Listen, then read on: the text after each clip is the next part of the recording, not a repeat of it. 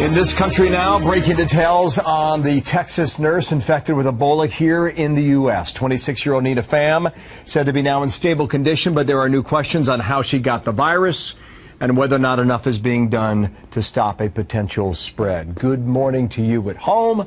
I'm Bill Himmerd. Welcome here to America's Newsroom. Good morning, Bill. Morning, everybody. I'm Martha McCallum. So officials say that she wore protective gear as she cared for Thomas Duncan at the hospital, but she's among dozens of other workers who also came in contact with him.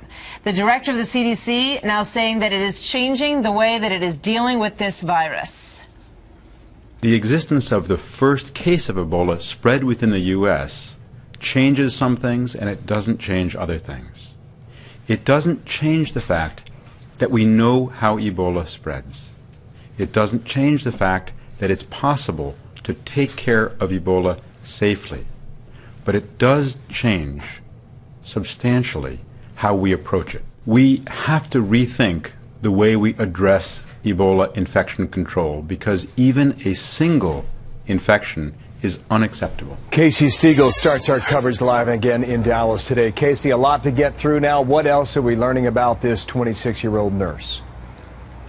Well, Bill, friends and family say that she is very active in her community, and they describe her as a caring and compassionate person, which is why she chose the field of nursing in the first place. Nina Pham is just 26 years old, just graduated from nursing school about 4 years ago, worked in critical care here at Texas Health Presbyterian Hospital. Her dog in the picture with her is being cared for while she is in the hospital. Remember, health officials in Spain euthanized the dog of a nurse who became infected there despite a public outcry. That will not happen in Texas. Meantime, last night, Nina Pham's church holding a special service to pray for her. Her family has belonged to the same Catholic church in Fort Worth for 25 years. Here's her priest. Nina says that to her mom that she's fine, she's doing well, and she feels comfortable. And she knew that everyone support her, and nurses, doctors, and everyone love her and take care of her.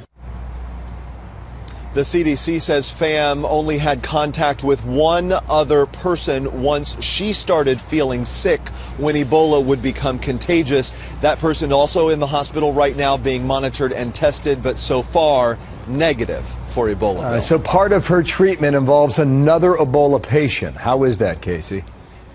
Yeah, it's interesting. She has received plasma products from Dr. Kent Brantley. Remember that name? Who could forget it? He's the American doctor who came down with Ebola himself while he was working in Liberia on a medical mission. Dr. Brantley reportedly flew to Dallas and donated blood that could be used to help this nurse.